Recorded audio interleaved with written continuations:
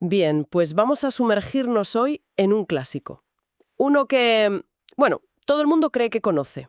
Sí, pero que tiene muchas más capas de las que parece. Tenemos entre manos una selección de textos de una edición española de 1918 de El libro de la selva, de Rudyard Kipling. Y la idea no es recordar la canción de Balú en la peli de Disney, No, no. no, para nada. Nuestra misión hoy es otra.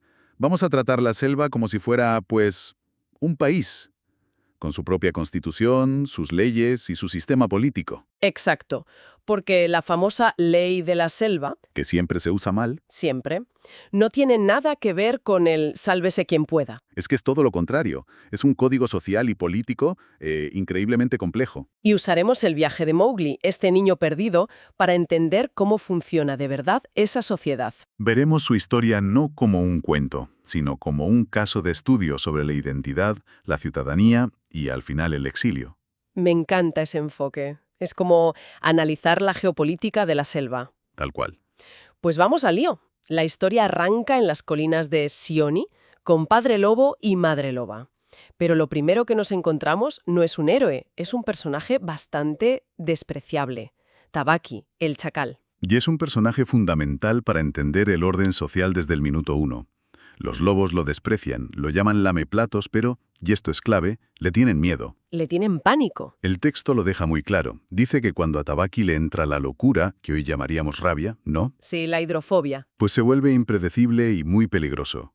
Representa esos elementos marginales que existen en cualquier sociedad, Ujú. que no tienen poder real, pero que pueden desestabilizarlo todo. Es el primer indicio de que esto no es un paraíso natural idílico. Para nada. Y justo después de su visita entra en escena el gran villano, Shere Khan, el tigre. Y con él la primera gran violación de la ley. Padre Lobo se enfada muchísimo, Claro, porque Shere Khan ha cambiado de territorio de caza sin avisar. que a primera vista puede parecer una nimiedad, pero en el fondo es como una violación del espacio aéreo. Totalmente. Es una ley de gestión de recursos, una norma de convivencia para no agotar la caza en una zona. Pero la infracción gorda viene justo después. Uf, la gorda de verdad. Shere Khan ataca un campamento de leñadores, o sea, caza a un hombre. Y eso está terminantemente prohibido por la ley de la selva. Y lo fascinante es el por qué. Claro, porque uno pensaría que es por una cuestión moral. No, en plan, no matarás. Cero moralidad. Es pura estrategia, casi un tratado de no proliferación de armas. ¿Cómo? La ley dice, y cito aproximadamente, que matar a un hombre trae como consecuencia segura que tarde o temprano hombres blancos invadan la selva armados de fusiles. Ostras. O sea, no mates a un hombre porque su manada es la más peligrosa de todas. Es geopolítica de la selva, pura y dura. Basada en el miedo a una represalia. Desproporcionada. Exacto. Es brutal. Así que, en medio de este incidente diplomático, con Shere Khan habiéndose quemado las patas en la hoguera, aparece el famoso achorro de hombre. Un niño que en lugar de gritar de miedo, Se ríe. se ríe.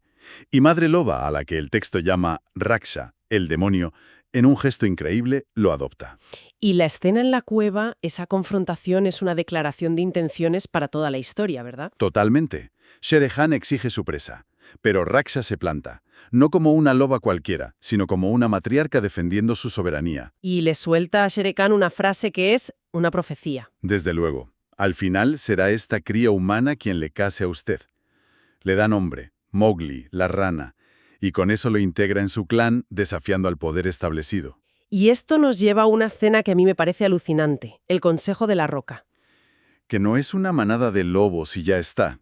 Es casi un parlamento. Es un parlamento, sí. Aquí se decide si Mowgli puede ser nacionalizado como lobo. ¿Cómo funciona exactamente este proceso de ciudadanía en la selva? Pues es un proceso cívico muy reglado. Cuando un cachorro se presenta, si algún miembro de la manada tiene dudas, Que con Mowgli las tienen todas, claro, su entrada debe ser avalada por 2 miembros del consejo que no sean sus padres. Una especie de apadrinamiento. y la situación es muy tensa, con Shere Khan fuera, rugiendo, presionando políticamente. Muchísimo.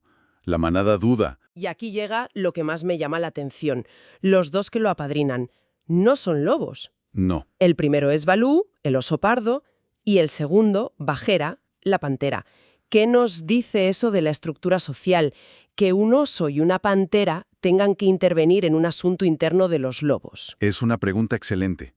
Demuestra que la sociedad de la selva es más amplia que la propia manada. Balú interviene como una figura de autoridad respetada, el maestro de la ley, una especie de juez del Tribunal Supremo. Su palabra tiene peso. Un peso enorme. Promete educar a Mowgli personalmente y eso tranquiliza a algunos. Pero todavía falta un segundo aval. Y ahí es cuando Bagheera da un paso al frente. Pero su argumento no es emocional, no habla de compasión. Para nada. Es puramente transaccional. Vaya. Y esto es clave para entender la ley. Bagheera no dice, pobre niño, invoca otra cláusula de la ley. Se otorga la posibilidad de comprar un cachorro por un precio justo. Comprar. Comprar. Y pone el precio sobre la mesa. Un toro que acaba de matar. Básicamente soborna a la manada. No me digas. Y los lobos más jóvenes, que el texto describe como siempre hambrientos, aceptan sin dudarlo. O sea que la vida de Mowgli, su ciudadanía, se compra con un chuletón de toro. Se acabaron los idealismos. Esto le da una capa de realismo brutal. Una vez aceptado, aunque sea por interés, ¿cómo empieza la educación de un niño humano en este código tan complejo? No puede ser igual que la de un lobato. Ni de lejos. Balú le somete a un régimen mucho más estricto. No solo aprende a cazar. Aprende la ley. La ley del bosque y la del agua, a diferenciar una rama podrida de una sana, a entender el zumbido de las abejas. Pero lo más importante de todo es que le enseña las palabras mágicas de la selva. Que no son un abracadabra, ¿eh? Son más bien códigos diplomáticos. Precisamente. Son frases de protocolo, un salvoconducto para tratar con cada pueblo de la selva. Por ejemplo, La consigna del cazador extraño. Dadme permiso para cazar en este territorio. Tengo hambre. qué bueno. Es el reconocimiento de que la selva no es un territorio sin ley, sino un mosaico de naciones con sus propias fronteras y costumbres. Las palabras mágicas son el pasaporte diplomático de Mowgli. Pero en este sistema de naciones hay un pueblo paria, uno que está excluido de toda ley. Los monos, los Bandarloj. Uf. Ley sin memoria, sin líderes. Son la anarquía personificada. Y por eso son tan despreciados por el resto de animales, que viven en una sociedad muy estructurada. Claro. Los monos representan el caos, la ausencia de propósito y de historia. Son charlatanes y presumidos que solo imitan a los demás sin entender nada. Viven el momento de la forma más destructiva posible. Entiendo que representan los sin ley, pero por un momento, jugando al abogado del diablo, ¿no podrían representar también una forma de libertad que Mowgli, tan atado a las reglas, encuentra atractiva? Quizás no son solo el mal, sino una tentación de vivir sin el peso de la ley. Es una interpretación interesante. Y sin duda para un niño como Mowgli, su aparente libertad es seductora. No tienen responsabilidades. Claro. Pero el texto nos muestra rápidamente que esa libertad es una farsa. Es una libertad vacía, sin sentido, que lleva a la destrucción. Lo secuestran, sin motivo. Y lo llevan a las Moradas Frías, una ciudad humana en ruinas. El simbolismo es potentísimo. Un pueblo sin ley habita un lugar donde la civilización humana, con sus leyes, ha muerto. Y el rescate es otra lección de política internacional. Balú y Bagheera son superados en número. No pueden ganar por la fuerza. Así que recurren a la diplomacia, o más bien a la manipulación. Van a buscar a Kaa, la serpiente pitón. Ka es el poder ancestral, el único ser al que los Bandarloj temen de verdad. Pero no ayuda a Mowgli por amistad. Entonces, Bagheera, muy astutamente, apela a su orgullo. Le cuenta cómo los monos se han burlado de ella, llamándola lombriz de tierra y pez amarillo. la pica. La convence de que es una cuestión de honor. Kaa no interviene para salvar a Mowgli, sino para vengar un insulto. La batalla en las Moradas Frías es tremenda, pero lo que viene después es casi peor, la danza del hambre de Ka. Uf. De niña esa escena me daba un miedo atroz. Y releyéndola ahora, es aún más escalofriante. Kaa no solo mata a los monos, los hipnotiza. Los atrae. Los atrae hacia su boca mientras ellos no pueden dejar de mirarla.